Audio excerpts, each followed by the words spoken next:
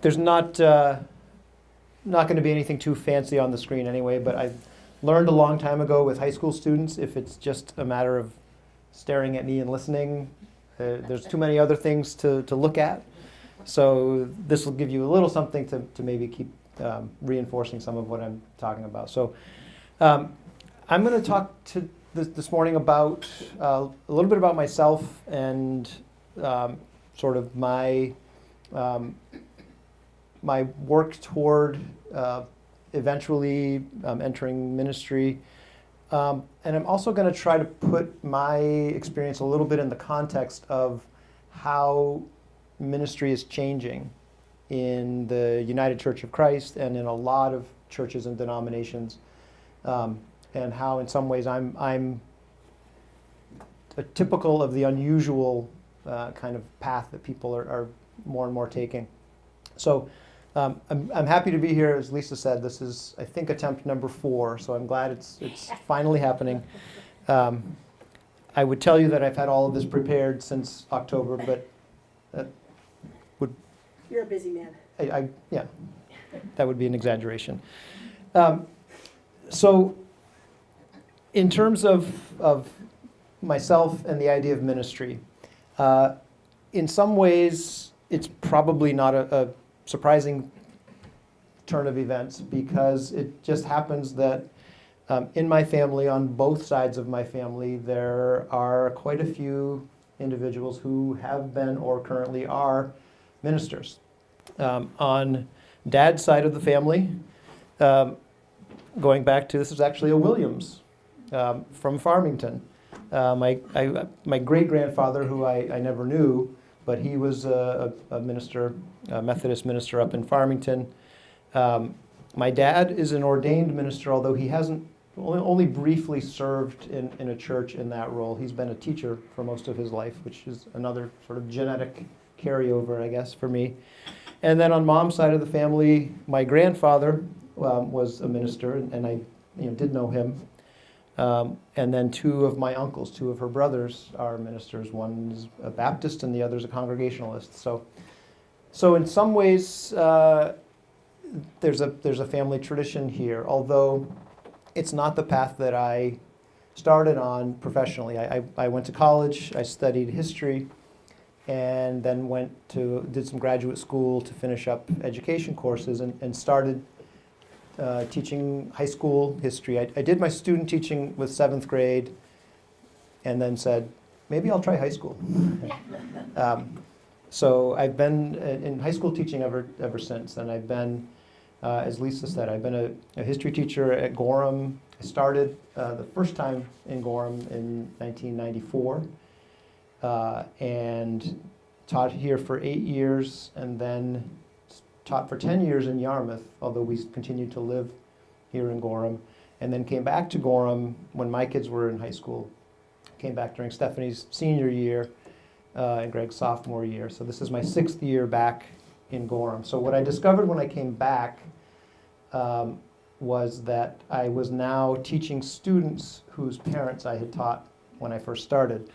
And the first time that happened, I didn't believe it, because this girl came up, do you remember Melissa so-and-so? And I said, sure, she was a student of mine a long time ago. That's my mom. And I thought, no, there's no way. But now it's, I lost track at 10 or 12 kids who've had that same conversation with me. So I just had to accept that, I've been doing this for a while now. So this is my 24th year teaching. So for me, in terms of my own career and my professional interests, I'm calling it sort of a tale of 3 buildings. So the first one is the schoolhouse, and that's where I've done the bulk of my work for almost a quarter of a century, I guess. But again, as Lisa mentioned, I got involved in politics a little bit during the time I was teaching in Yarmouth. It wasn't something that I had necessarily planned to do for a long time. I was approached by some people who were involved, who were looking for a candidate to run for the main house from Gorham. And I don't know how far down on the list I was of people who they asked and then who declined.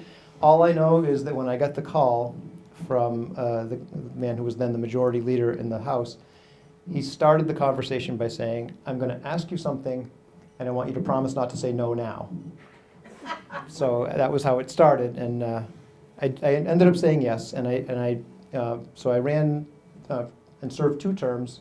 So from 2004 to 2008, I was one of the representatives from Gorham, going up to Augusta, and that was quite a learning experience for me, because I had been teaching history and government for quite a few years, and knew pretty well the textbook version of how a bill becomes a law and how the process all works.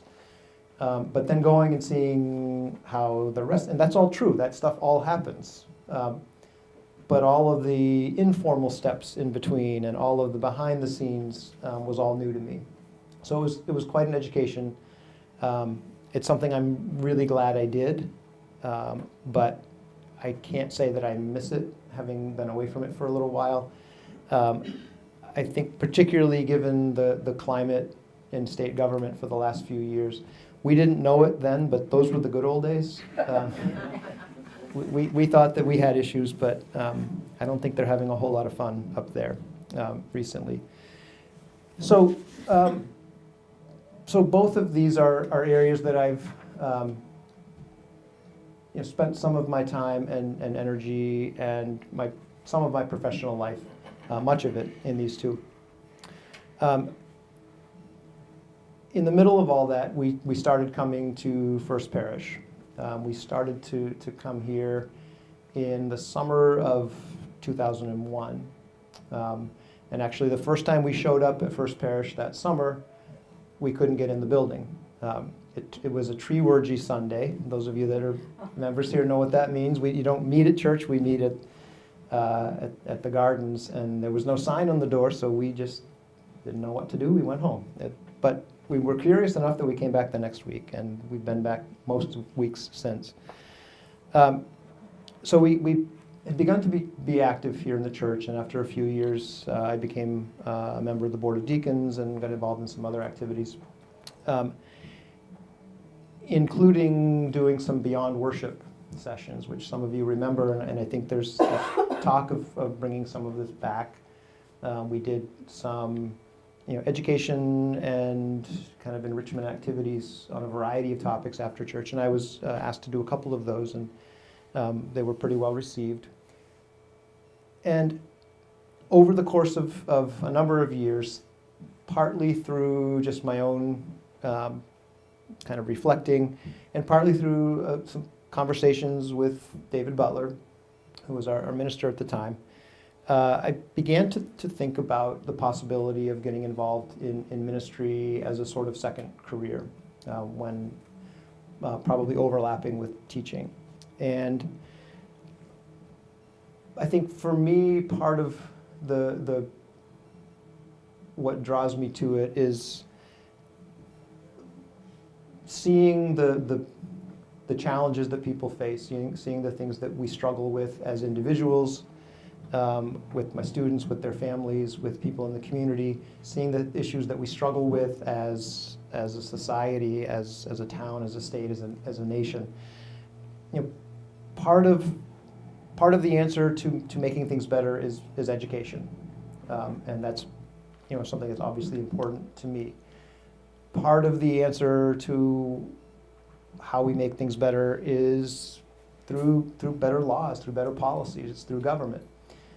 But I've become more and more convinced over time that a big part of what is it's in need of attention is more spiritual than it is about information or about policy. It's about what we value and how we understand each other and treat each other.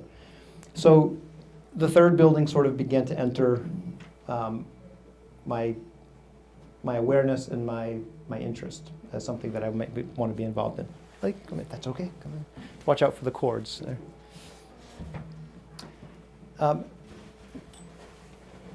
So about, I guess, 3 years ago, I started to look more seriously at, okay, what do I need to do if I'm interested in pursuing this path and going into ministry at some point. And it just so happens that I'm entering this path at a time when the path is changing. And in fact, there's not one path anymore. There's gradually emerging a number of paths, multiple pathways. And I'll talk a little bit about why that's happening, and then a little bit about what those pathways may be and what mine looks like it's going to be. I'm talking vaguely here because when you're walking through a place and there's not a path yet, it's a little bit hard to know exactly what the path looks like if you're making it yourself. So what's been going on with ordained ministry is changing and has been for probably 25 years, but especially the last 10 or 15 years. Carl Anderson is somebody who knows a lot about this topic. It's something that he's been involved in his role as an active UCC minister when he was doing that. But even in his retirement, he's been very active in how people are prepared for ordination. And the traditional model for ordination is a bachelor's degree from a college or university, so 4 years of school for that. And for way back to the very beginnings of this church, back to the 1750s, that was the expectation.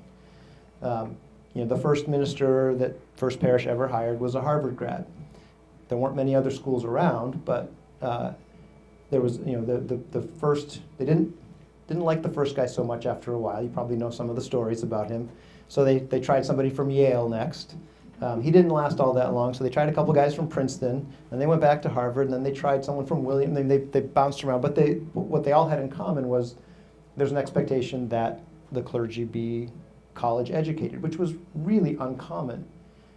In a lot of communities, they would have been one of the only college educated people. Maybe a lawyer, maybe a doctor, but the minister certainly was, at least in congregational churches.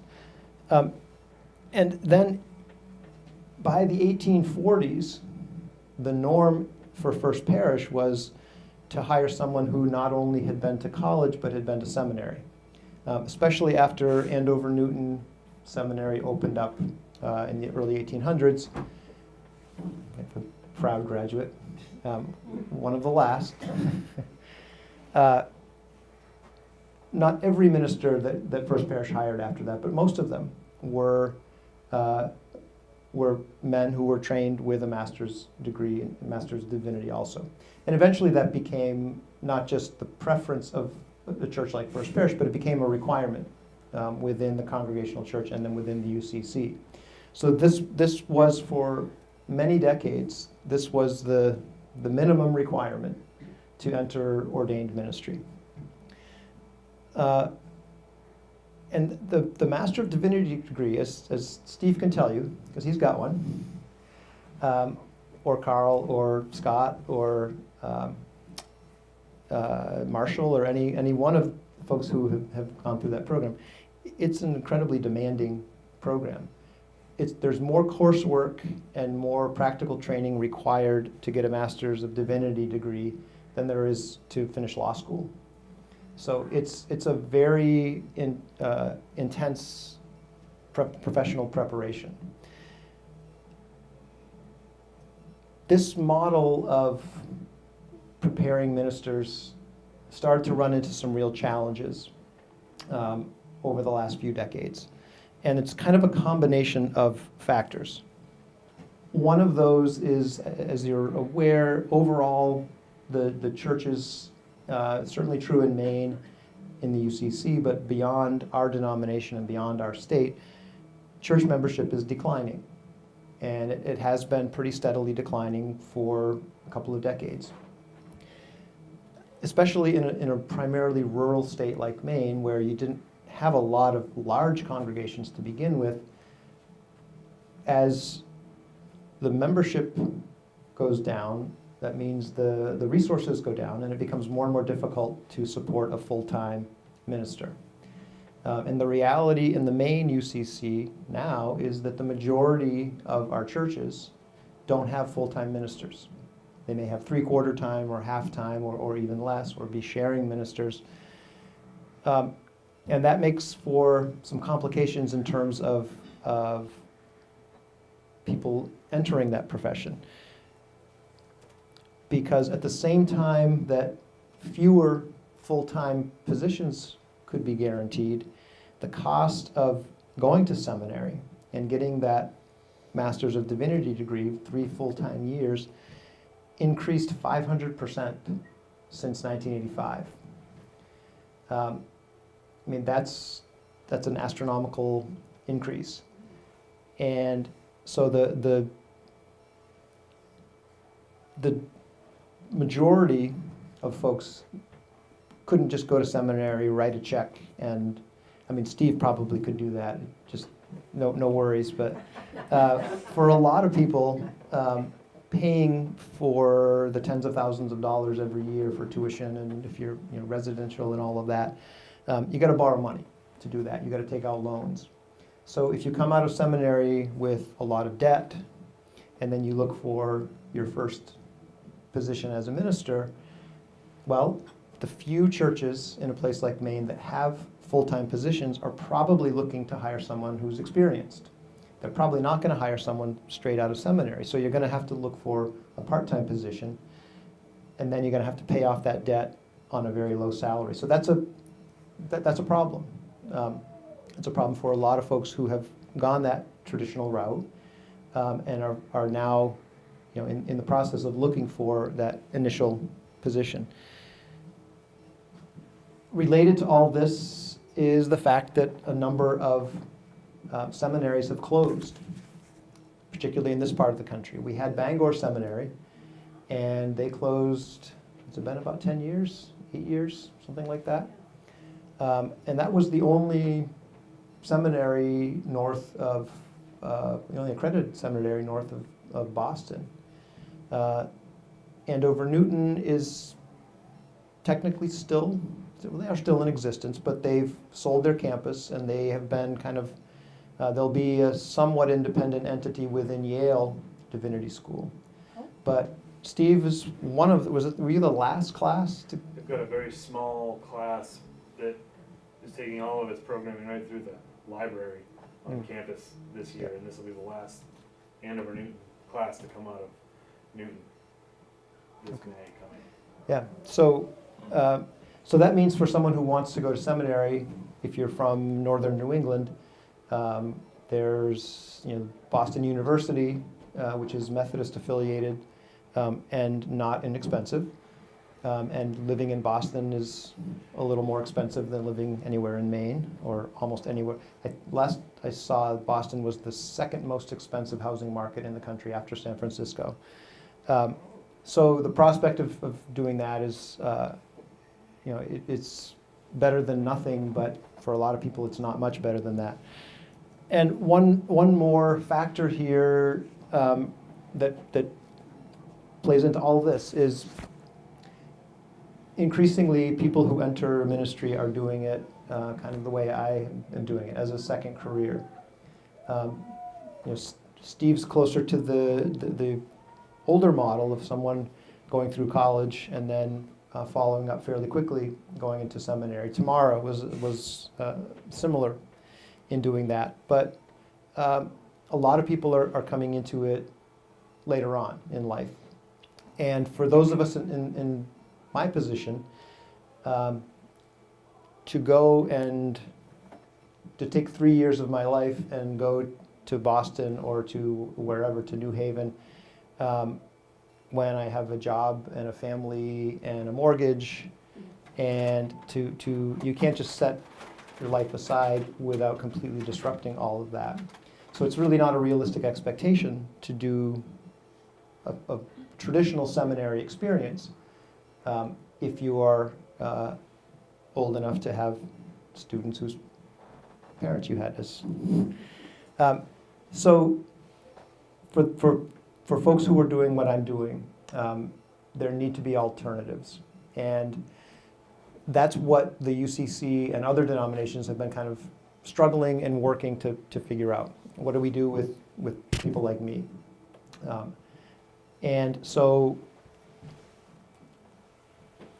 they have been trying to come up with some creative and meaningful ways to address all of these issues in some way, and try to take a fresh look at how people are prepared for ministry, and do so in a way that's thoughtful and consistent and meets the needs of the candidates, but also of congregations. So part of what's going on are some new educational approaches. With seminaries closing, one option, one that I've been able to take advantage of, is for seminaries to offer online courses. I will be starting a couple of courses. I just finished a couple of courses in the fall. I've got 2 more coming up starting at the end of this month.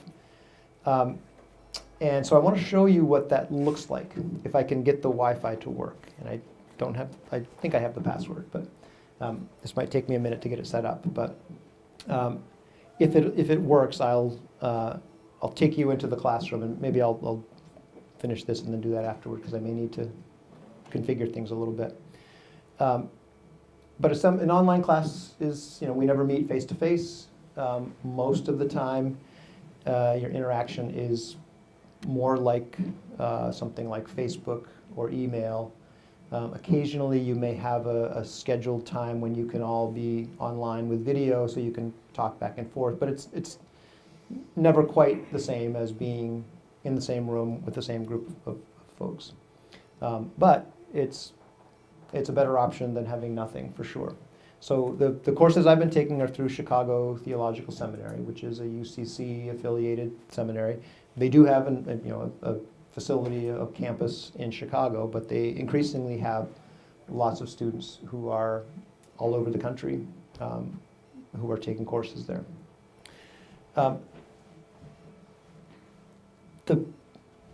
So that offers an option, but because it doesn't have the personal face-to-face component, there's a little bit lacking sometimes in that. Plus, even though the classes are online, they are still ridiculously expensive. It's amazing what online tuition is. It's a lot. Anyway, I've been fortunate to get some support from this church and from our conference to help pay for that, because otherwise it becomes really quite a burden for folks. So partly to address the cost, and partly to give people more of a personal face-to-face opportunity, a lot of UCC conferences, including the main conference, have created new ways of offering theological training. So the main UCC has something called the Main School of Ministry, which holds classes at the conference center up in Augusta. And folks who are pursuing ministry can sign up for those courses, and they meet on Saturdays, usually from about 9 in the morning till 3 or 4 in the afternoon, once or twice a month for about 4 or 5 months. And in between the meetings are readings and writing and so on. They're much less expensive than traditional seminary. It's not a fully accredited school. They don't have a library, they don't have a campus, they don't have the traditional components of a seminary, but they do have really good, mostly retired seminary professors teaching the courses, and they have really good resources made available through that. And I've taken a number of courses through MISOM, Main School of Ministry. Hal D'Amico has also taken a few courses there. Most of the people in those classes when I've gone to Augusta have been people who are already serving as licensed ministers in their congregations. They're not ordained, but they're from little towns that have very small congregations that need somebody to to serve as minister. And so they're kind of getting on the job training and doing these courses as well. So that's part of the answer the UCC is looking for. Different ways to deliver theological education, because the 4-year college, 3-year seminary model, it's not realistic for a lot of people or for a lot of congregations. The other part of this is if the requirement for becoming an ordained minister was at a minimum you had to have that MDiv, that Master of Divinity degree, and now people are looking for different avenues, the academic requirements have to change if people are going to become ordained. And this is kind of where I'm at and where my experience intersects with where the UCC is. And this is where things get really fuzzy for me personally, because it's easy when if you ask the question, what do I need to become an ordained minister? And they say, well, here's what you need to do. You need to go to college, you need to go to seminary, you need to get this degree, you need to meet all these academic requirements, and then you got to find a church that wants you. Now, other than finding the church that wants you, it's pretty hard to define what exactly are the expectations. And as I've been going through this program, it's really up to the conference and the association. So the Cumberland Association has a committee on church and ministry. They're in charge of determining who gets to be authorized ministers, who gets ordained, who still needs to meet certain requirements. So they are figuring out how this works along with me. And so I've gotten the distinct sense that I am a guinea pig in all of this from their perspective, because they support the idea of multiple pathways. They support the idea of flexible academic requirements, but they haven't really done it yet. And so they're used to the checklist. You've met this, you've met this, you've met this, you're done. And without a checklist, we're defining it together.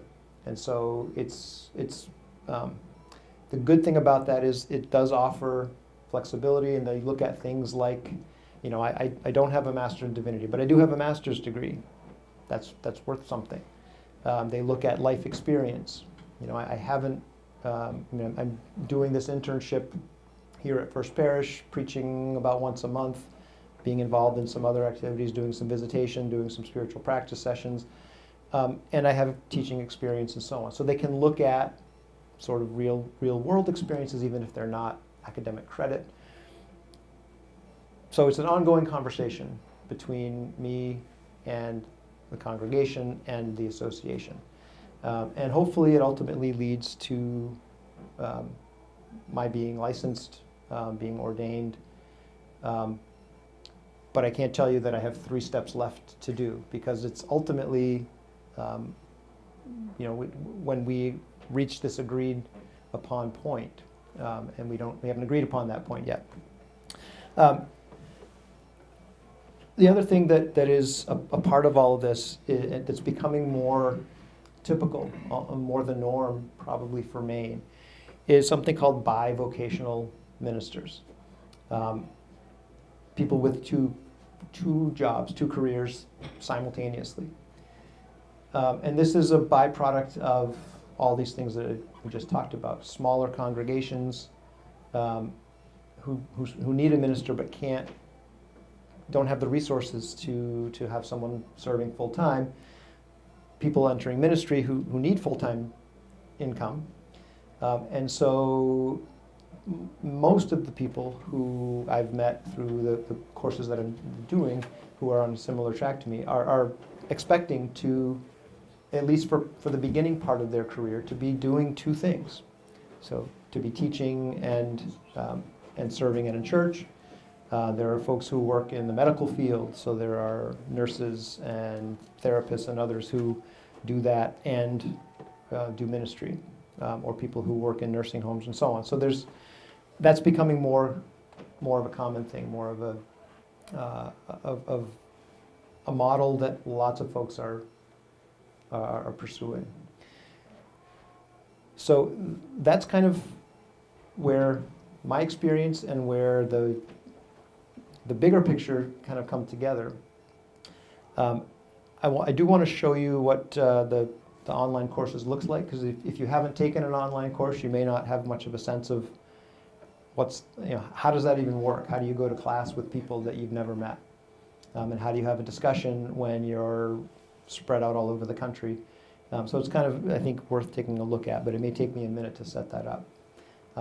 But I'm happy to answer questions or anything that the people would like to ask about or clarify. Yes? You were going to tell us about the reason for such a difficulty in getting priests, what is going on. The difficulty from... For people to become interested, Oh, to want to, be passionate with. yeah. Yeah, that's if you couldn't hear the question, she asked about, is there difficulty getting people interested in pursuing ministry?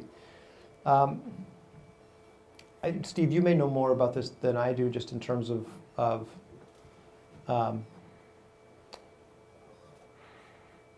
I know that the number of people entering seminaries has gone down. I think part of that is probably just a reflection of generally speaking, as you get into younger generations, people are overall less interested in religion and less actively practicing it. So, and that doesn't start with people in their teens. That's people from my generation and continuing on.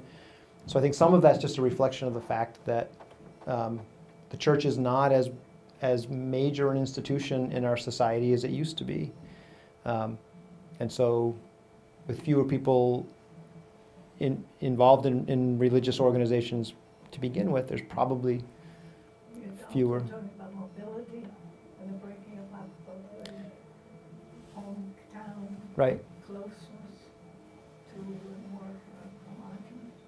Yeah, I think there's a lot of things that have happened in society that have been a part of that. I mean, it's unusual for people to be in the same community, certainly in the same congregation. We have a few people in this congregation who've been here their whole lives or most of their lives, but that's pretty unusual. When I ask my high school students, raise your hand if you have lived in Gorham your whole life. And usually about 2/3 of them have been in Gorham their whole lives. And then I ask raise your hand if your parents lived in Gorham their whole lives. And most of those hands go down. There'll be a few who have grandparents and great-grandparents, maybe 1 out of 20 kids or something like that. But most people, we're much more mobile. Most of us don't live where we grew up. And, The Bain School of Ministry, is that kind of like a scaled down seminary? I mean, is it like a Seminary miniature version of a big seminary? Yeah, Seminary Light, it's been called by some Seminary people. Light, Yeah. okay. It's kind of the intention. It's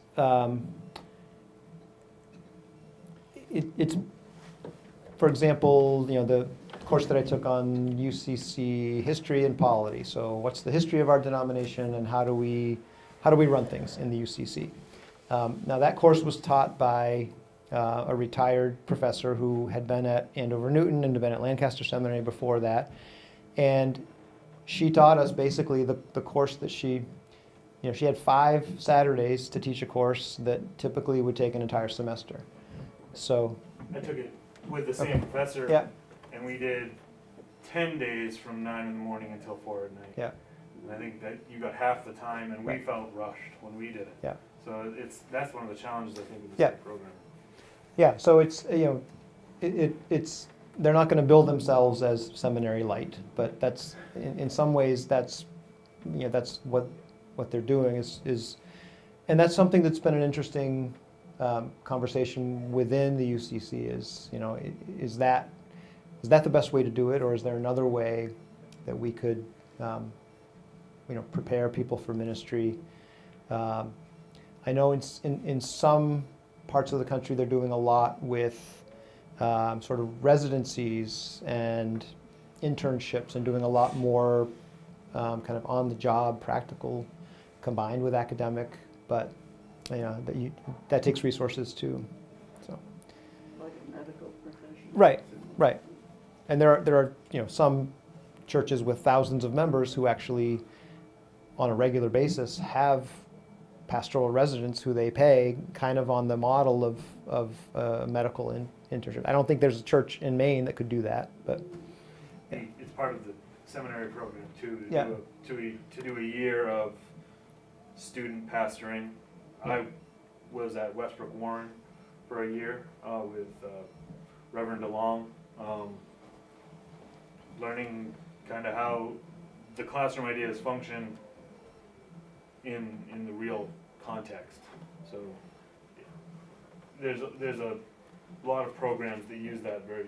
Andover Newton claims the idea was theirs originally. I don't know, but that is a really big part, I think, and really important part of the seminary program. Kind of makes it all real. so this is the classroom site for the Chicago Seminary online, and see if I can get into one of my courses from last semester. I guess I have to log in.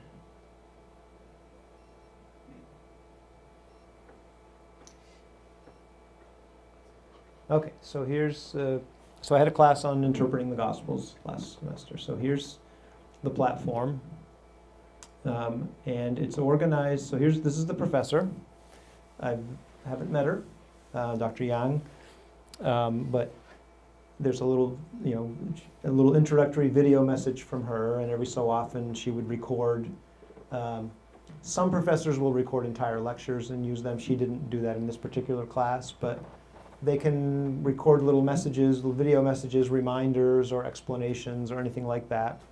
And then occasionally there will be a scheduled session together where we use a certain software.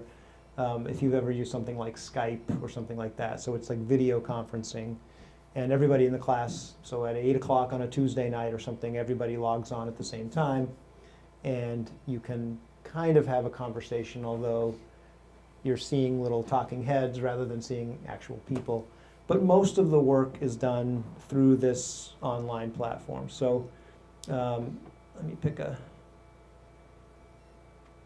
Okay, so here's, so for week one, the first weekly discussion is just kind of introducing yourself. So each of these is one of my classmates, and then you can see, so if they post something, and then all of these little faces are people who've posted responses to it. So that's kind of how the discussion works. So mine's on here somewhere.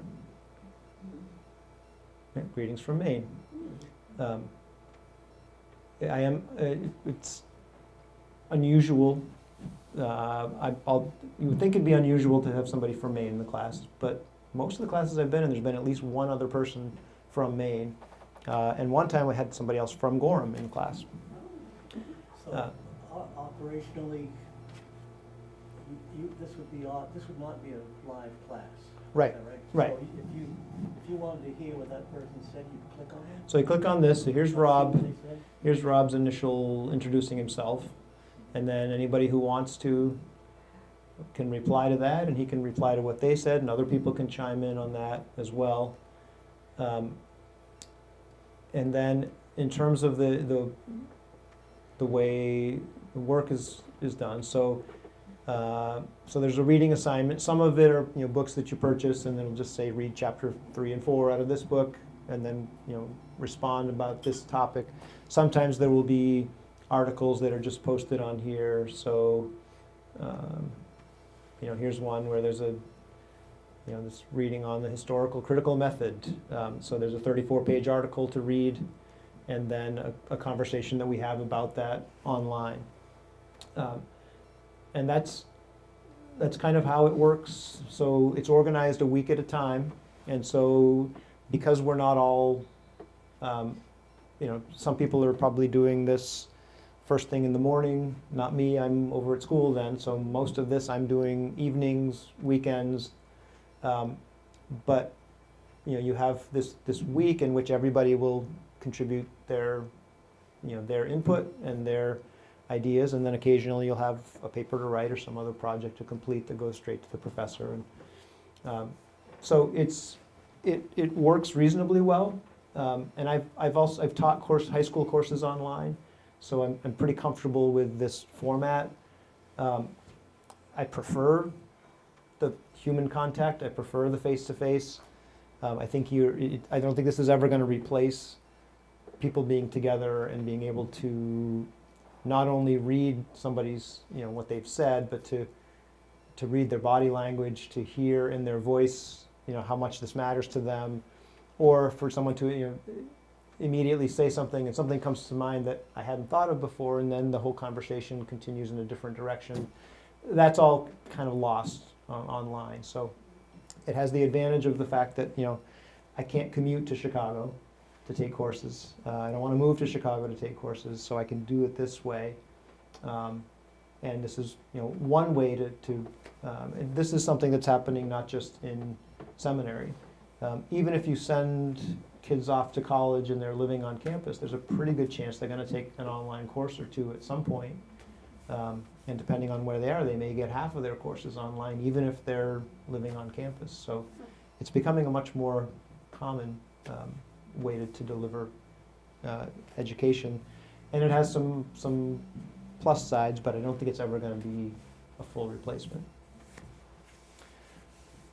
Anybody have other questions? How long will it take for you, David, now to take all these courses? Yeah, that's the same question I have. Well, approximately. The plan. Well, what we're working toward. The 2 courses that I'm taking this spring will complete a certificate program for me with Chicago. So I'll have a certificate in theological studies. It's a long way from what Steve did to get a master's degree. Probably about the equivalent of one year of that. But together with my previous graduate work, together with the work that I've done at First Parish and at North Gorham, we'll sit down. I'll work with the association committee and say, here's what I have, here's what I've done. Are there other things you'd like to see from me before you go ahead and say that I'm authorized to begin ministry? The other factor that comes into all of this is there used to be a really clear distinction between ordination and other types of authorized ministry in the UCC. I mentioned that some of the people that I've taken classes with are already working as licensed ministers. They're not ordained, but for a long time, this has been around for a very long time, the UCC is recognized. There are churches that can't afford to bring in an ordained minister, but they need somebody to be the leader. They need someone to administer sacraments, someone who's authorized to do that. So they will license people to do that and usually require them to do at least some training. And so within that one congregation, they can perform all the functions of a minister. But a license is only good for that one congregation, and it has to be renewed on an annual basis. So it's not something where if you become licensed, you can then go look for a job in another church. It's really just for that. And then if you wanted to become ordained, you had to go through the whole other process. What they seem to be moving toward is not having that strong a distinction. To say licensure is maybe that's the first a step toward ordination. And going toward ordination doesn't mean you got to go to seminary and do all of that. You start out with a license, and then over time, because up until this point, licensing didn't lead to ordination. And there have been people who've been, not just in Maine, but all over the country, there have been people who've been licensed ministers in the same congregation for 20 years, and they won't ordain them, which seems a little ridiculous. And I think they've recognized that's a little, that's.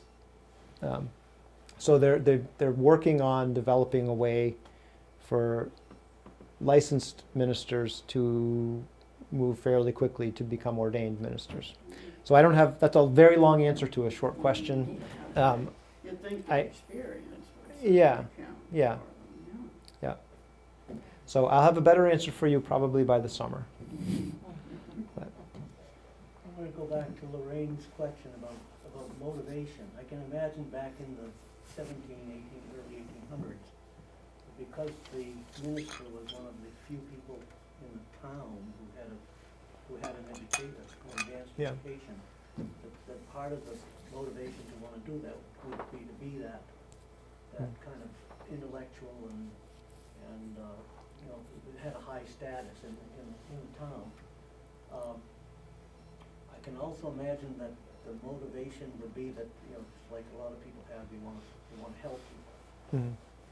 And then thirdly, in some cases at least, they felt they had been called to do Mhm. it, called by God, a spiritual motivation. I'm wondering, are those three still there? Yeah. Yeah, and the concept of a call is still one that's important. That's a part of what anybody who's entering into ministry with a church like the UCC is expected to have a sense of a call. You know, for most of us, it's not been, you know, a voice from heaven speaking. It's been, you know, in my case, something much more gradual, but increasingly this sense of, you know, I think this is something that I may be able to do and be able to be effective and be able to be used to help people.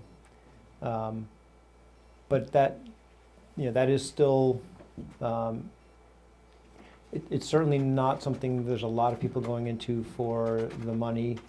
The prestige, I'm not sure. It's certainly not what it used to be. I think it's, you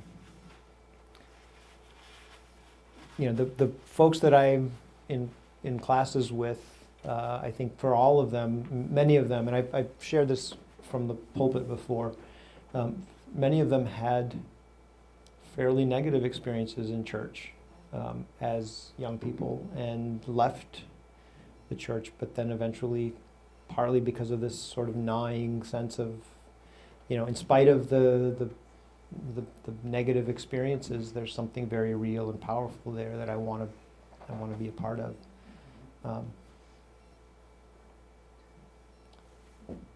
Anything else?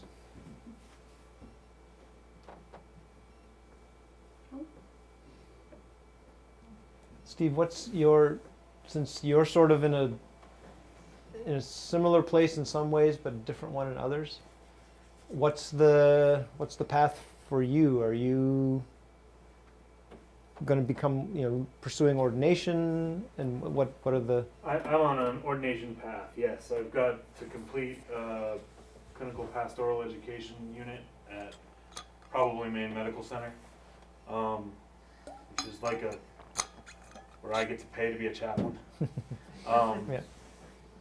And following that, I will be able to present my ordination paper to an ecclesiastic council, Yeah. and then look for churches. And we're pretty cemented in this area, so I'm also working very closely with the Cumberland Association. Mhm. So that's my path. But I did just finish borrowing all that money and finished all my classes, and I was really eager, chomping at the bit to do some ministry, to do something in a church community. So when the opportunity came up to step in here with the youth, and then this opportunity to work with you all and programming moving forward with this, I'm really enjoying myself. So I'm not in as much of a rush as I thought I'd be.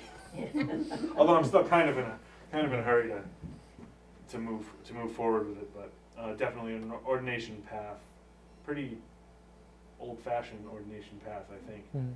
I finished college, went to seminary, finished that, and now I'm ready for the CPE and to check the boxes. So Mhm. I don't wish to say too much, but I was wondering, is there in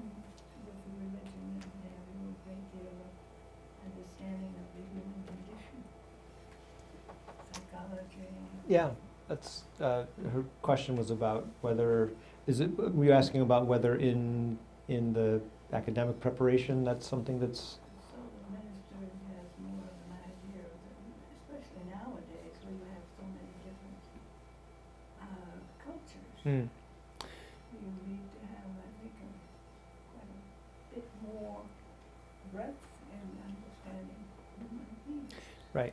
right, so asking about the extent to which preparation is looking at understanding the human condition and the variety of people and cultures.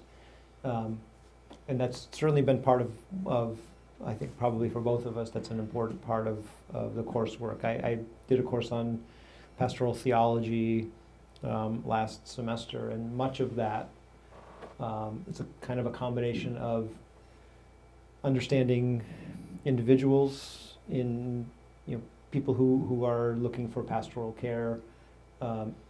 It's, often that happens in a crisis when someone is dealing with loss or with illness, but not only in those situations. But then there was also a lot of attention paid to recognition of the differences of different kinds of people, different, and being sensitive to that. One of the things that in one of our readings that stuck in my mind was this idea that when it's a sort of shorthand way of thinking about the diversity, but also the unity of people, and that is that see if I get this right, every person is in some ways like everyone else. Every person is in some ways like some other people, and every person is in some ways like nobody else. And so, we do have this common humanity, and yet we're also part of, particular genders and sexual orientations and races and national and ethnic backgrounds and so on. And then we're also each an individual, and that can't be summarized just by knowing all those facts about us. So, yeah, I think that's, that's, from my perspective, that's more important than knowing every detail about the writing of the book of Ezekiel, or something like that. I mean, that's not interesting or important, but less vital to the work of ministry. I don't know why I picked Ezekiel. Just seemed obscure. It's a lot of fun. Yeah. Actually. Jeremiah. Yeah. Anybody? David, thank you so thank you. much for coming and Yeah. talking to us. Yeah. Thank you. I'm looking forward to it for many months. Yeah.